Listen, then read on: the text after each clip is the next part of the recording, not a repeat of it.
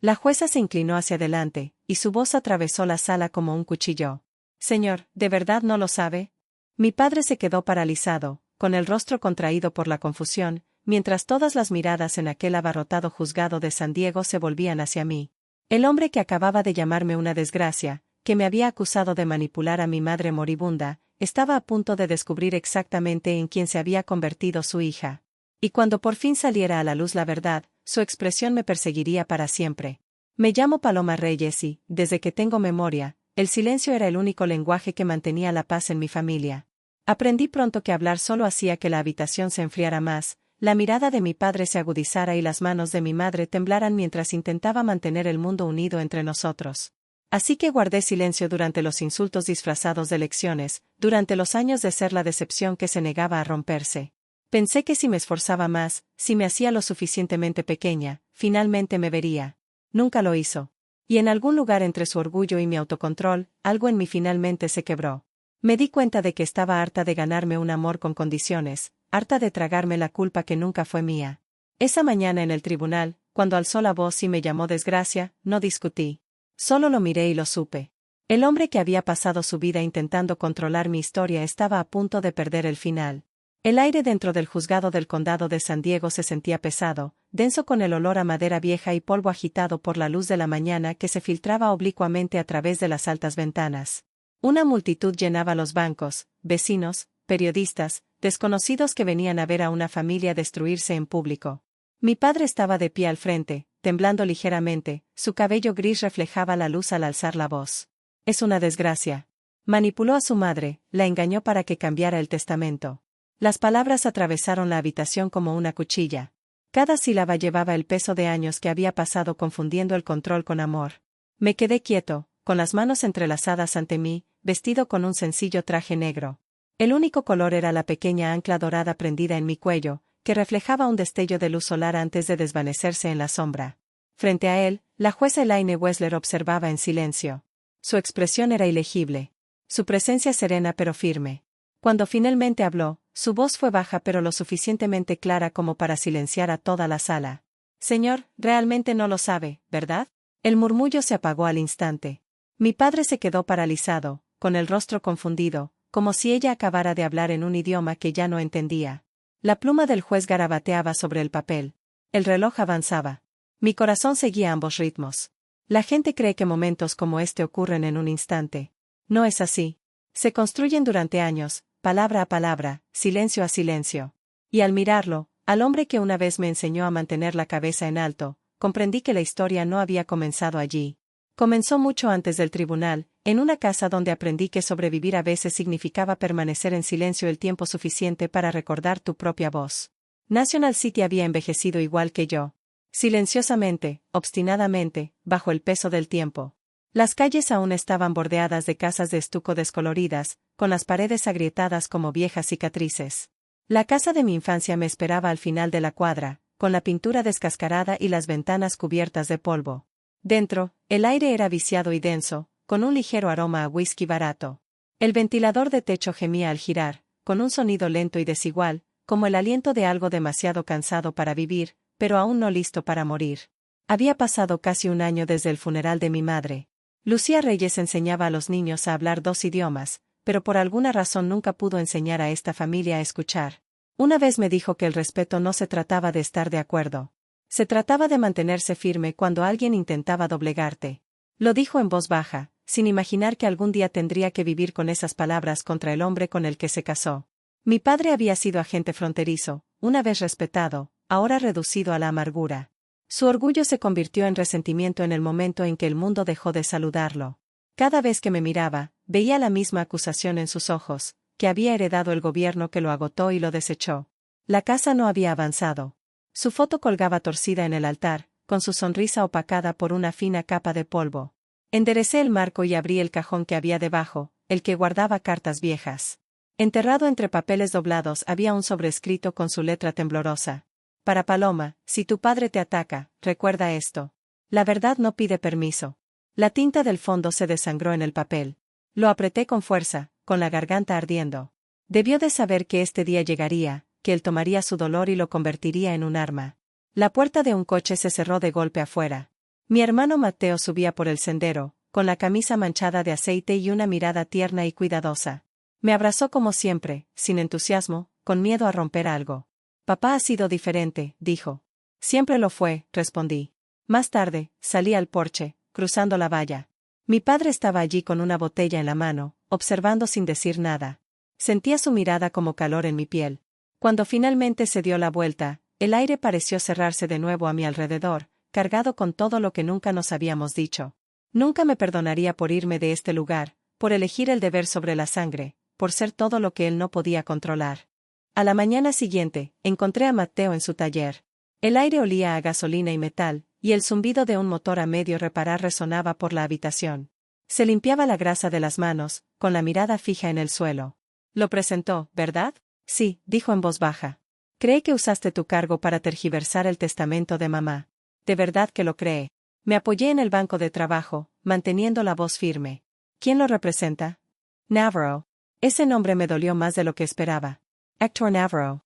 El mismo abogado al que una vez investigué por corrupción. Lo había visto perder sus contratos, su reputación, todo. Y ahora estaba de vuelta, representando a mi padre, con la venganza como un traje. No está defendiendo a papá, dije. Viene por mí. Mateo negó con la cabeza. Es tu padre, Paloma. Quizás deberías hablar con él. ¿Y decir qué? ¿Esa verdad no necesita permiso? No respondió. Tal vez porque sabía que ya era demasiado tarde para hablar. Esa noche, de vuelta en mi antigua habitación, me senté junto a la ventana. El océano murmuraba más allá de la ciudad, el aire sabía a sal y óxido.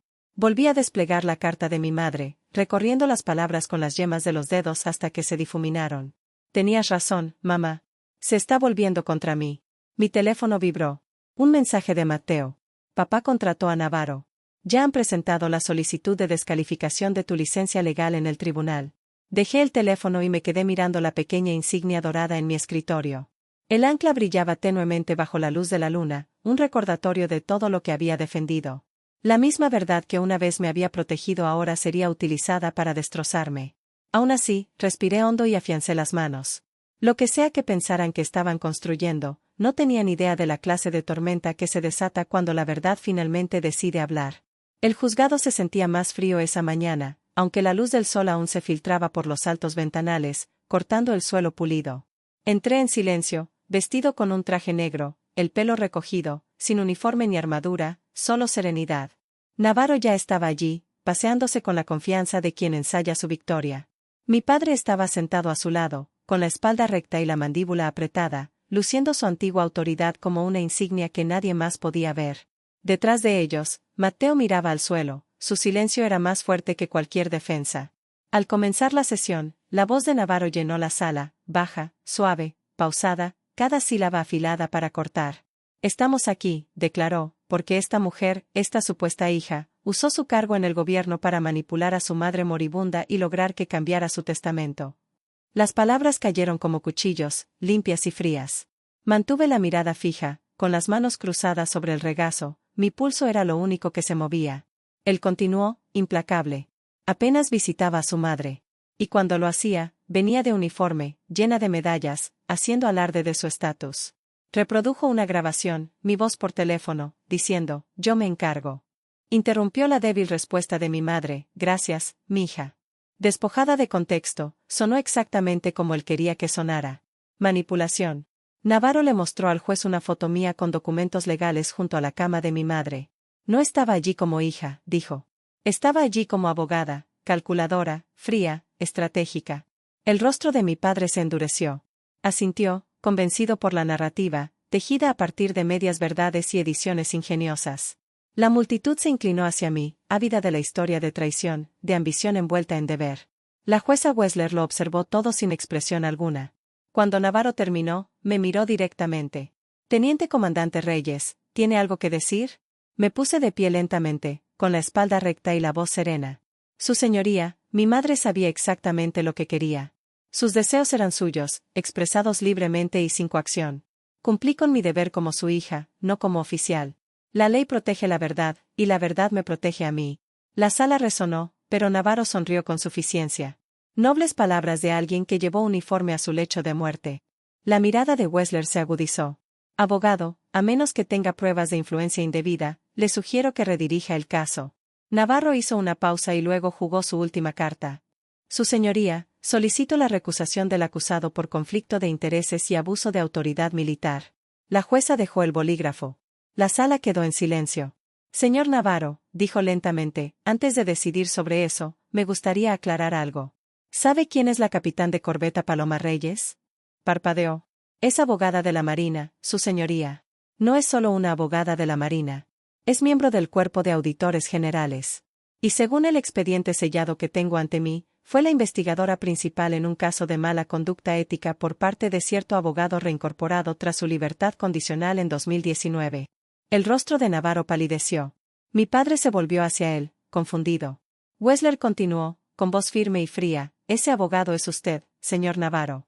Y el caso que acabó con su carrera y casi con su licencia lo llevó la mujer a la que ahora acusa de corrupción. Se oyeron jadeos en la sala. Mi padre abrió la boca, pero no pronunció palabra. Navarro balbuceó, eso es irrelevante para este caso. Wessler se inclinó hacia adelante. ¿De verdad? Porque parece que has usado el dolor de este hombre para saldar una venganza personal. Eso no es abogacía, abogado. Es venganza disfrazada de justicia. El juez cerró el expediente. Este caso queda desestimado. El testamento se mantiene tal como está escrito. La señora Lucía Reyes tomó sus decisiones con plena capacidad y clara intención. Su hija cumplió esos deseos, como cualquier buena hija. Cayó el mazo. El sonido resonó como un trueno. Los flashes de las cámaras. Los periodistas se apresuraron por el pasillo. Mi padre se quedó paralizado, mirando a Navarro como si acabara de despertar de una pesadilla. Me usaste, susurró. Navarro no dijo nada. Recogió sus papeles y se fue sin mirar atrás. Me quedé allí, sintiendo que el peso de toda una vida se me quitaba de encima. La jueza Wessler me miró cuando me di la vuelta para irme.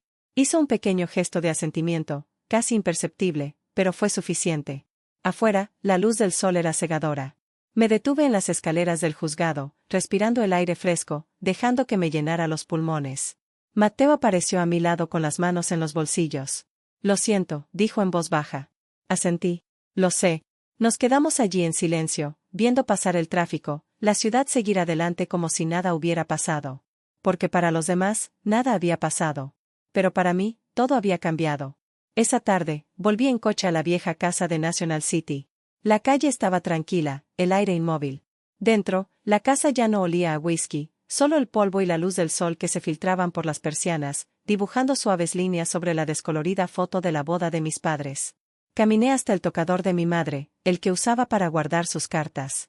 El cajón se atascó un momento antes de ceder, liberando un ligero aroma a papel viejo. Bajo una pila de sobres, encontré uno bien cerrado, grueso y amarillento por el tiempo. En el anverso, con su letra cuidadosa, había una sola palabra, Miguel. Lo abrí lentamente. Su letra temblaba en la página. Si alguna vez la ves alcanzar donde tú no pudiste, no te sientas pequeño, Miguel.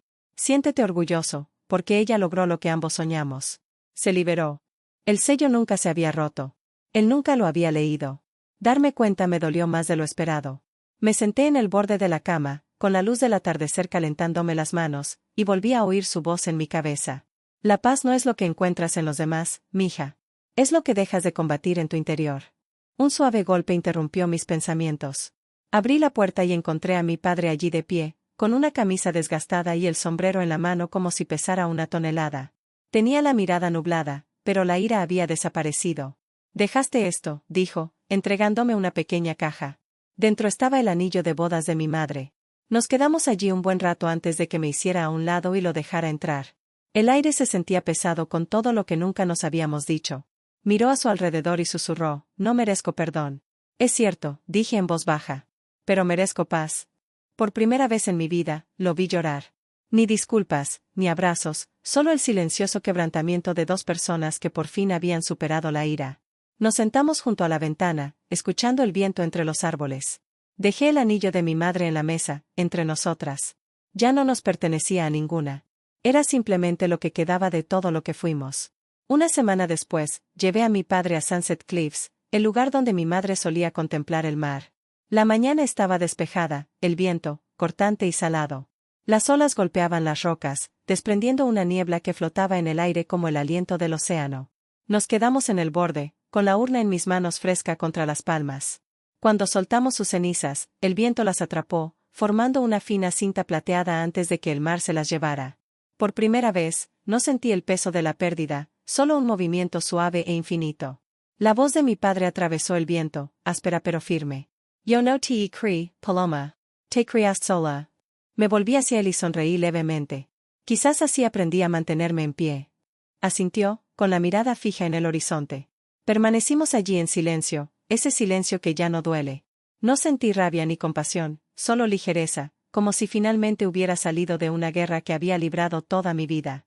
El viento me levantó la esquina de la chaqueta, la luz del sol se reflejaba en la pequeña insignia de los JAG en mi cuello. La toqué con suavidad y le susurré algo al corazón.